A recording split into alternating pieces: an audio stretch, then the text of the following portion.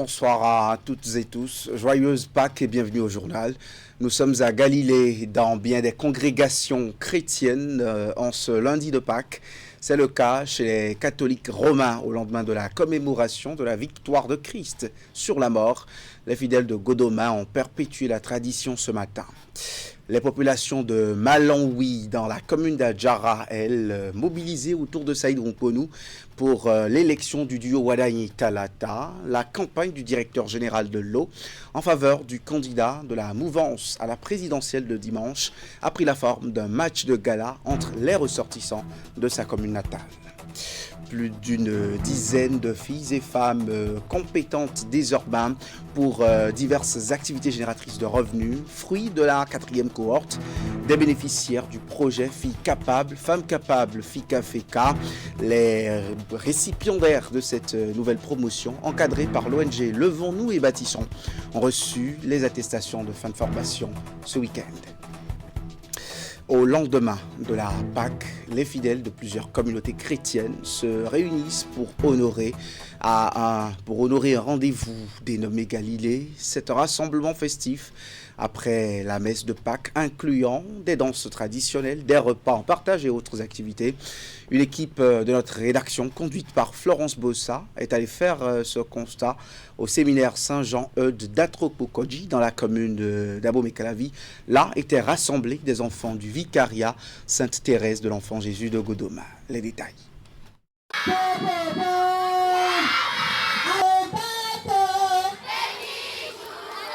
C'est la fête de la Galilée chez les chrétiens catholiques. Les enfants du vicariat de l'enfance missionnaire partagent la joie de la résurrection du Christ.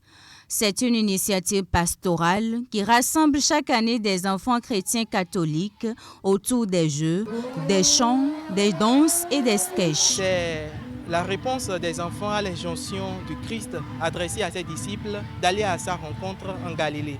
Et donc les enfants se sont rassemblés ici au séminaire Saint-Jean-Eudes d'Atropokodji pour pouvoir répondre à cette invitation, rencontrer le Christ à travers leurs frères et sœurs. Le message, c'est de vivre en enfant de Dieu et surtout d'être obéissant à la maison et de faire en sorte que les parents soient fiers d'eux et qu'ils soient aussi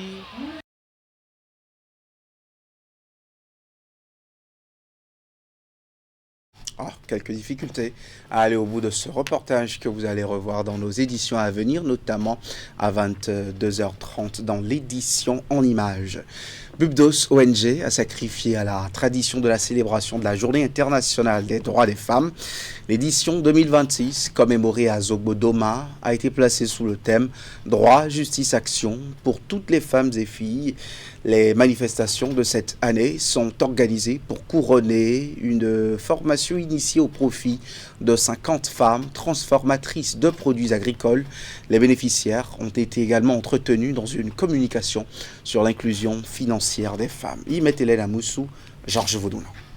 L'organisation non gouvernementale Bubdos et ses groupements de femmes commémorent ici à Zogbodoma la Journée internationale de la femme. Cette célébration en différé intervient en couronnement à une formation sur le marketing digital. La session est organisée au profit de 50 femmes transformatrices de divers produits agricoles. Initiée en amont aux réjouissances, le renforcement de capacité répond à l'exhortation du thème autour duquel s'articulent les diverses manifestations cette année. Droit, justice et action pour toutes les femmes et les filles. Ce thème, à la fois fort et interpellateur, nous invite à aller au-delà des discours et à poser des actes concrets en faveur de l'égalité et de l'autonomisation des femmes.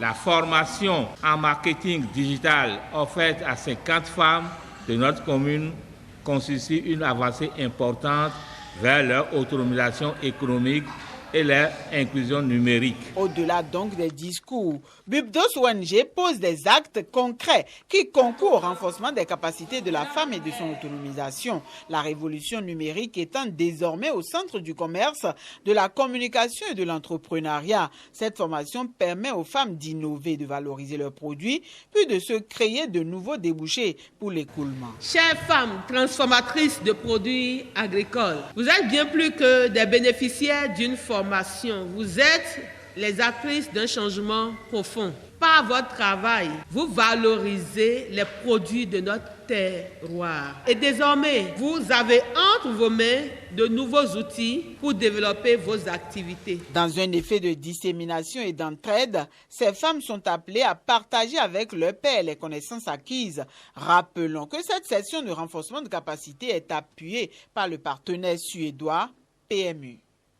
Le réseau des écologistes, et là nous sommes en politique, et défenseurs de la nature REDN soutient officiellement le duo de la mouvance présidentielle.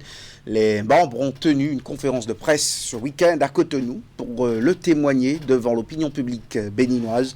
À cette occasion, l'organisation appelle tout de même à la vigilance dans le but de concilier projets de développement et préservation de l'environnement naturel pour une croissance durable et maîtrisée. On suit un bout de la déclaration lue à cette rencontre.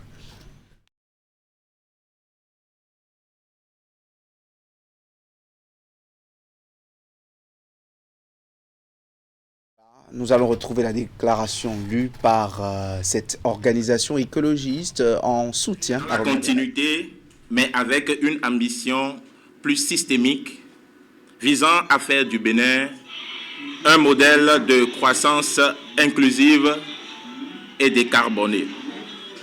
Avec le duo Wadayi-Talata, l'écologie n'est pas une option, c'est le moteur de notre action. Avec énergie propre, ville durable et protection de notre patrimoine naturel, nous passons à la vitesse supérieure pour une empreinte écologique positive. Parce que chaque action aujourd'hui doit nourrir le Bénin de 2060, un monde de splendeur.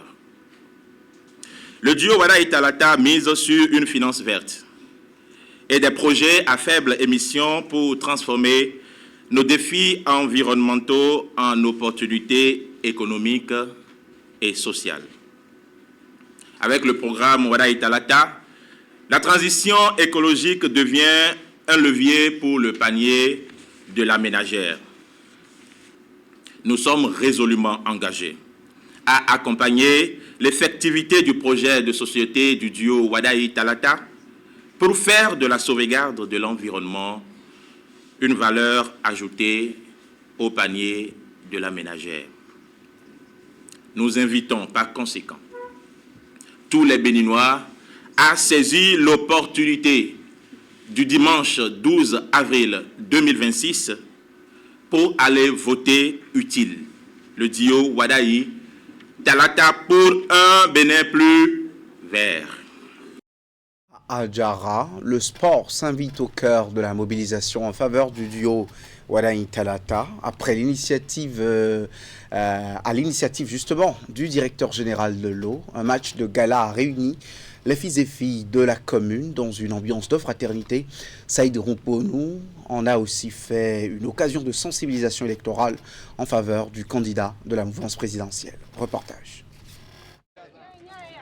Ce match de gala, organisé par Saïd Romponou, directeur général de l'eau et leader influent de la jeunesse de Malawi, se veut un moment de rassemblement et de fraternité entre les fils et filles de la commune d'Adjara. C'était aussi l'occasion pour présenter aux populations les atouts du duo Wadayi-Talata qu'il soutient fermement. L'objectif ce matin, c'est vraiment de fédérer toutes les énergies autour donc, du sport roi, le football. Et vous avez vu la mobilisation. Ça nous permet d'atteindre chaque foyer, d'atteindre les jeunes, toutes les couches de la population, afin qu'au soir du dimanche 12 avril, nous puissions célébrer la prospérité après un score historique en termes de taux de participation. Mais la suite de notre stratégie, je pense à partir de mardi, nous allons nous mettre encore sur le terrain. On sera sur le terrain jusqu'au vendredi sans relâche afin que l'objectif soit atteint le 12 avril 2026. Nous avons un seul enjeu. L'enjeu, c'est le taux de participation. Et Adjara avec toutes les activités que nous menons, avec toutes les sensibilisations que nous menons, nous sommes convaincus qu'au soir du 12 avril, la victoire, elle sera grande et le taux de participation sera un taux de participation historique. Désormais mieux informés, grâce à Saïd Honkponou et son équipe, les populations de la commune d'Adiara savent le geste à accomplir le 12 avril prochain pour donner une large victoire au duo Wadaï-Talata. Dans le cadre de cette campagne électorale, toujours, les initiatives se multiplient à Djougou. Les cavaliers se sont illustrés en affichant leur soutien au duo Wadaï-Talata. La séance de démonstration à cheval s'est déroulée ce dimanche de Pâques en présence de plusieurs personnalités et cadres, dont Abdul Malik Zebou Gomina. Les précisions de Abdou Sahabi Idrissou. Une démonstration équestre spectaculaire captive toutes les attentions à Djougou.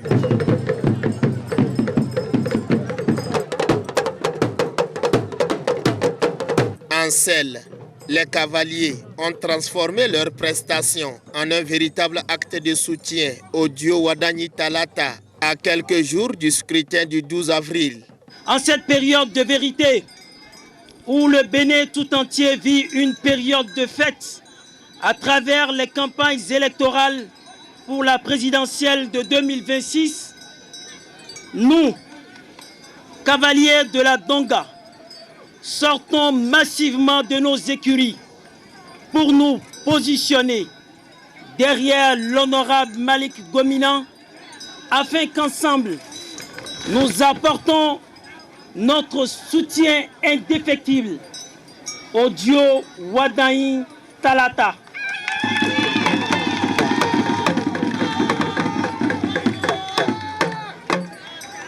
Chère population, chers parents, pour nous, ce duo incarne les qualités essentielles pour conduire le Bénin vers une nouvelle étape de son développement. Désormais, le temps est donné. Ces acteurs du monde équestre font bloc derrière les candidats de la mouvance présidentielle. Ils en ont profité pour exprimer leurs préoccupations, confier leurs doléances au docteur Abdul Malik Gomina, chargé de les transmettre aux candidats. La doléance numéro 1, c'est la construction et l'équipement d'un hippodrome de type moderne qui pourrait abriter les compétitions internationales dans la commune de Djougou.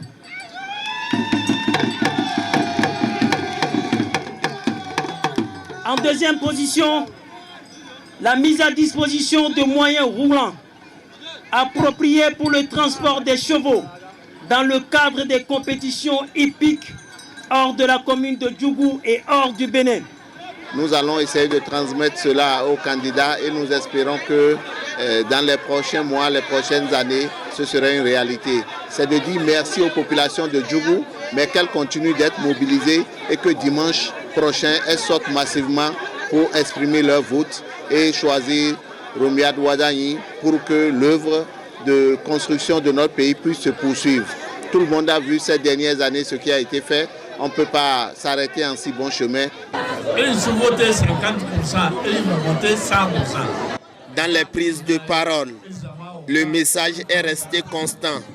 Reconnaissance au président Patrice Talon pour les avancées enregistrées et appel appuyé à une mobilisation massive des électeurs. À toutes les populations de Djougou sans exception, à tous ceux qui vivent à Djougou, nous demandons de sortir massivement dimanche prochain pour exprimer leur vote pour le duo candidat. Tout le monde a vu que Djougou a connu une amorce par rapport à l'assainissement. Djougou a connu une amorce par rapport aux infrastructures. Il ne faudrait pas que cela s'arrête. C'est le président Patrice Talon qui a commencé et Wadaï va poursuivre. Voilà pourquoi nous devons sortir massivement pour exprimer le vote dimanche prochain afin que la caravane qui bâtit notre pays puisse se poursuivre et que dans quelques années, on puisse dire du nord au sud, de l'est à l'ouest, le Bénin a totalement changé. À Djougou, la ferveur monte d'un cran. La campagne électorale prend des allures de fête populaire, marquée par un fort brassage entre responsables politiques, leaders d'opinion, guides religieux et population.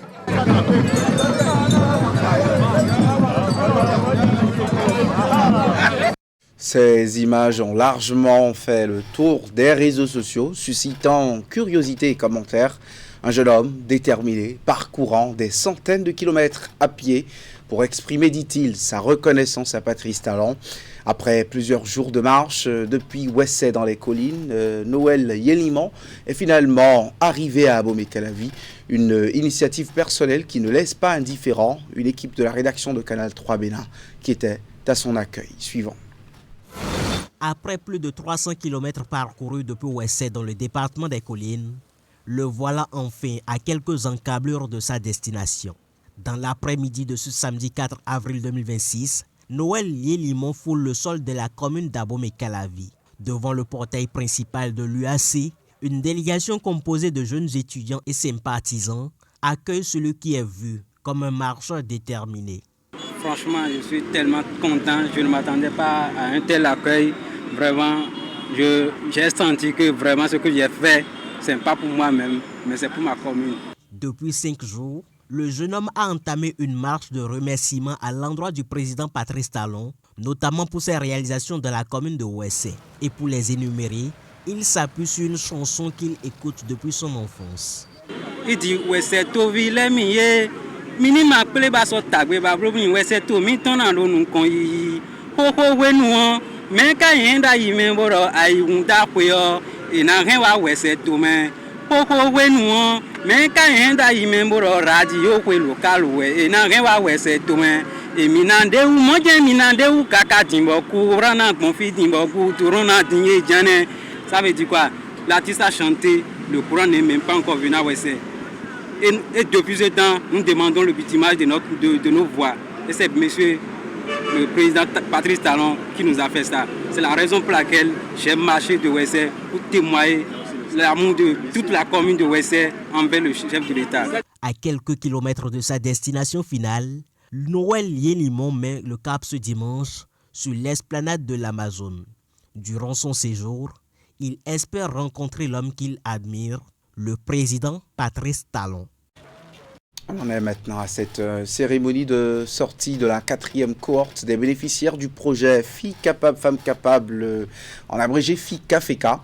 C'est une initiative de l'ONG Levons-nous et Bâtissons. Elle a permis de former plus d'une dizaine de filles et femmes dans diverses compétences de vie.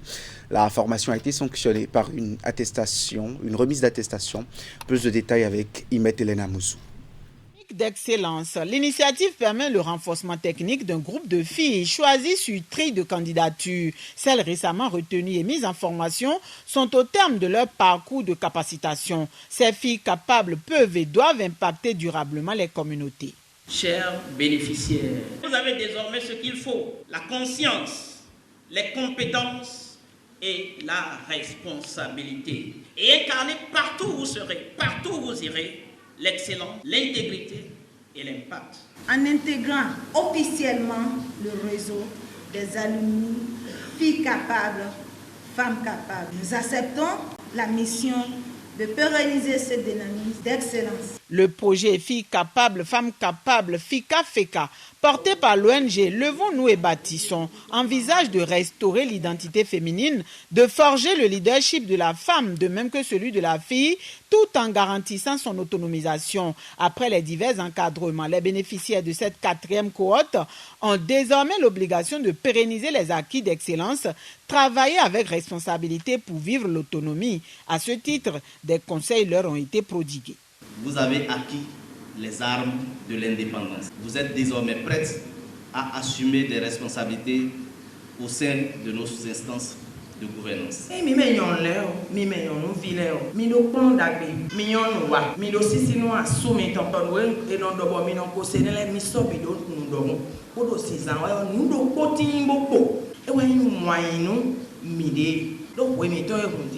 Cette fin d'incubation a permis un brassage, mais aussi et surtout une métamorphose des bénéficiaires. La capacitation et la responsabilisation des uns et des autres auront des répercussions satisfaisantes.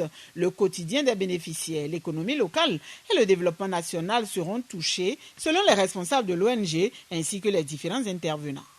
Allez, on va retourner à Galilée, c'est à Trokpoukodji dans la commune d'Abomey-Calavi, au séminaire Saint-Jean-Eudes. Les enfants du vicariat Sainte-Thérèse de l'Enfant Jésus de Godomey y ont passé cette matinée de lundi de Pâques le sens, la symbolique, sur place avec Florence Bossa dans son constat.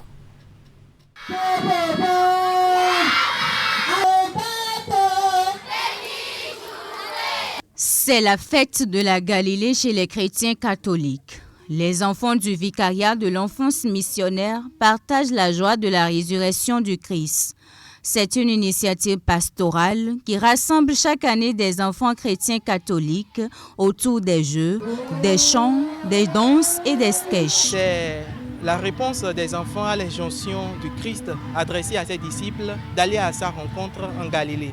Et donc les enfants se sont rassemblés ici au séminaire Saint-Jean-Eudes d'Atropokodji pour pouvoir répondre à cette invitation, rencontrer le Christ à travers leurs frères et sœurs. Le message, c'est de vivre en enfant de Dieu et surtout d'être obéissant à la maison et de faire en sorte que les parents soient fiers d'eux et qu'ils soient aussi lumière, joie et exemple pour leurs frères et sœurs partout où ils seront. Ces enfants venus de 11 paroisses du vicariat Sainte-Thérèse de l'Enfant Jésus de Godomey ont eu droit à une causerie sur le thème « Les enfants missionnaires remplis à la fois de crainte et d'une grande joie quittaient le tombeau couru pour porter la nouvelle ». Les enfants ont été accueillis déjà très tôt ce matin et il y a eu une causerie sur le thème de la Galilée. Et après cela, il y a eu la messe qui s'est suivie. Et après la messe, ils se sont restaurés. Il y a eu la restauration, les jeux d'hiver. Et là, ils sont en train de faire des activités culturelles. Et après les activités culturelles, on va prier, clôturer. J'ai retenu que le Seigneur ne nous a jamais abandonnés, qu'il est toujours avec nous dans notre cœur. Et qu'on doit avoir la foi pour qu'il vienne davantage habiter dans notre cœur. Je suis vraiment heureuse d'être venue parce que lors de cette année, je me suis beaucoup amusée. Chez les chrétiens catholiques, ces journées sont organisées pour que les enfants se rencontrent dans la joie, la fraternité et l'unité. Florence Bossa au constat. Et c'est le dernier reportage de ce journal qui se referme. Merci de l'avoir suivi. Restez fidèles à nos programmes sur Canal 3 Bénin.